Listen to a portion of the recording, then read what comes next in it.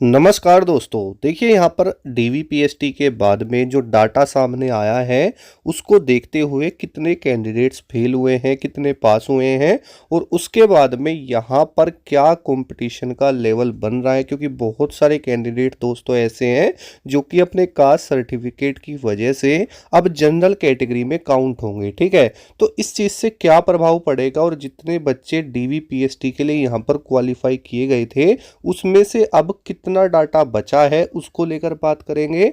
साथ ही दोस्तों देखो, अगर आपका कोई एग्जाम आगे होने वाला है या आप इस एग्जाम में हो और इस वजह से डर रहे हो कि हम फाइनल सिलेक्शन में होंगे या नहीं होंगे, तो देखिए मैं आज आपको ना एक चीज अच्छे से समझाऊंगा जो कि हर बच्चा एग्जाम के अंदर गलती करता है। देखिए दोस्तों, होता क्या है ना कि आप लोगों की तैयारी तो काफी अच्छी होती है, लेकिन भाई साहब आप अच्छे से पेपर में जो गलती कर देते हैं ना, वो आपको ध्यान से समझनी है। भाई देखो, फाइनल कट ऑफ को लेकर भी बात करेंगे कि कितने नंबर बढ़ सकती है और पिछले बार के अकॉर्डिंग इस बार क्या नई चीज़ें देखने के लिए मिल रही हैं और प्रीवियस ईयर के अकॉर्डिंग यहाँ पर कितने बच्चे डीवी में यहाँ पर फेल हुए हैं, वो डाटा देखेंगे। साथ ही दोस्तों बात करेंगे कि जो आपकी फाइनल कट ऑफ है वो किन फैक्टर्स पर डिपेंड करती है और एक्चुअल में कितने नंबर वालों का सिलेक्शन फाइनल में हो जाएगा। ठीक है, तो वीडियो बहुत इंपॉर्टेंट है। अब देखिए दोस्तों, होता क्या है ना भाई, आप मान के चलो आप किसी भी एग्जाम की तैयारी कर रहे हो, चाहे अब आगे जैसे एनटीपीसी आएगा, आपका ग्रुप डी आएगा या कोई भी XYZ एग्जाम है ना, तो भाई देखो जितना इंपॉर्टेंट आपकी थ्योरी होती है ना भाई, उतनी ही इंपॉर्टेंट आपकी दोस्तों मॉक टेस्ट भी होते हैं। ठीक है, क्योंकि भाई बच्चे क्या सोचते हैं कि बस अगर हम थ्योरी थ्योरी को पढ़ लेंगे ना तो बस उसी से हमारा सिलेक्शन हो जाएगा, लेकिन दोस्तों अब ऐसा नहीं है, क्योंकि ज़्यादातर जो एग्जाम है ना भाई वो होने लगे हैं ऑनलाइन। ठीक है, और मॉक टेस्ट से ना आपकी तैयारी का पता आपको चलेगा कि भाई एक्चुअल में मेरी तैयारी कितनी है। और भाई आप किसी से भी पूछ लेना, जिसकी भी आज तक सरकारी नौकरी लगी है ना, आप उससे खुद पूछ लेना पर्सनली कि भाई मॉक टेस्ट देना चाहिए या नहीं, और इस चीज़ का आपको भी पता होगा। ठीक है, तो बेसिकली जो ये मॉक टेस्ट है ना भाई, ये सबसे बड़ी बात होती है। अगर आप मॉक टेस्ट नहीं देते हैं तो मैं गारंटी से कहता हूं कि आपका सिलेक्शन बिल्कुल भी नहीं होगा। अब देखिए दोस्तों, आगे के एग्जाम के लिए अगर आपने एनटीपीसी का फॉर्म भरा है, ग्रुप डी का फॉर्म भरा है, ठीक है, या किसी भी आप एग्जाम की तैयारी कर रहे हो ना, तो मॉक से सबसे बेस्ट, अगर आप मुझसे पूछते हो कौन सा आप सजेस्ट करोगे, तो भाई मैं आपको बताऊं तो इसमें आपके लिए टेक्स्ट बुक जो मॉक टेस्ट है ये सबसे बेस्ट रहेगा। ठीक है, और फिलहाल देखिए मैं आपको बताऊं तो यहाँ पर जो आपके मॉक टेस्ट है ना, इन पे सेल चल रही है। अगर आप ईयरली पास प्रो यहाँ पर करते हैं, यानी पूरे 1 साल की वैलिडिटी के साथ में, तो वो आपको मात्र 307 रुपये का मिल जाएगा।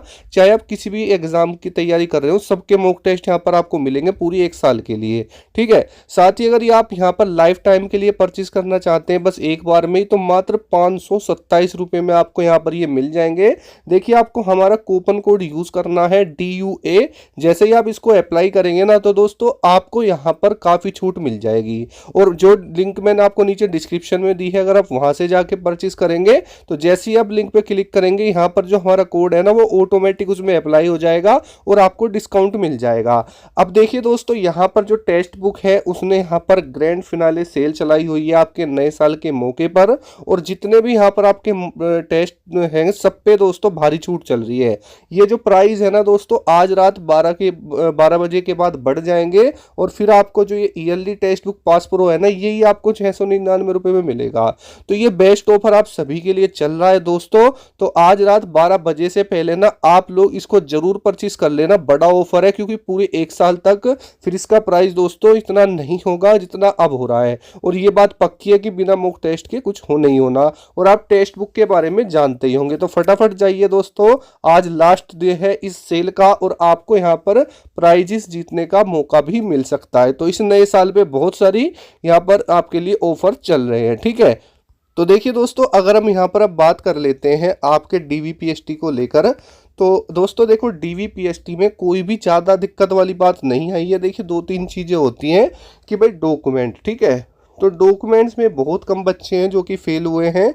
मेन बात क्या थी, बच्चे ये सोच रहे थे कि अभी जस्ट एसएससी जीडी का फाइनल रिजल्ट आया है, ठीक है, तो बच्चों की जो अटेंडेंस है उस पर प्रभाव पड़ेगा।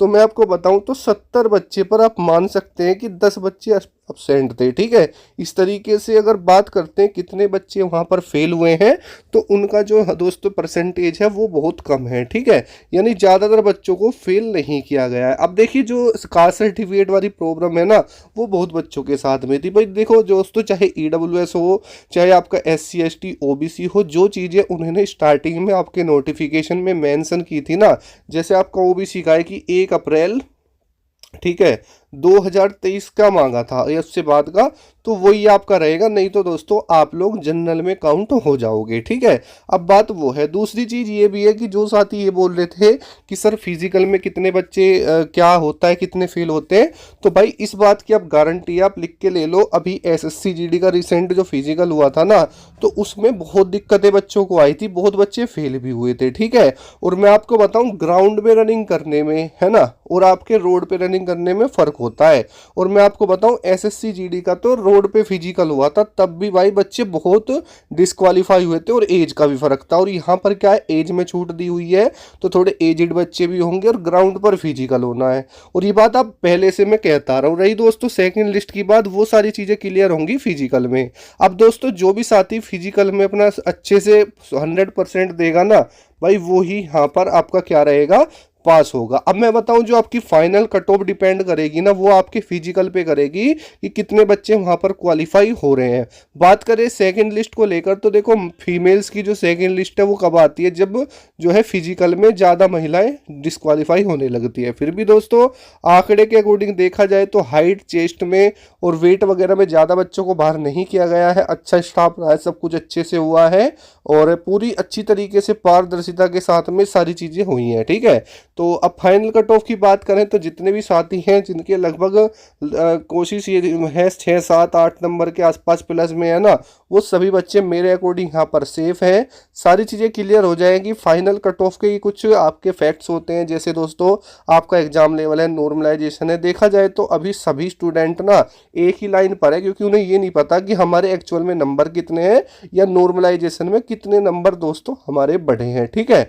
तो कोई वाली दिक्कत वाली बात नहीं है भाई, अच्छे से फिजिकल दे के आओ, और जो भी चीज़ें हैं आपके सामने हैं, और जैसा भी होगा अच्छा ही होगा अगर आपके नंबर हैं, ठीक है। क्योंकि बहुत सारे बच्चे बॉर्डर पर भी होंगे, और रियलिटी ये है कि भाई एक एक नंबर में ना कई कई हज़ार बच्चे बाहर हो जाते हैं। तो अगर आप ये सोच रहे हो कि 10 से 12 नंबर बढ़ेगी, तो ऐसा कुछ नहीं है भाई, क्योंकि इस बार आपकी सारी पोस्ट सिविल की हैं।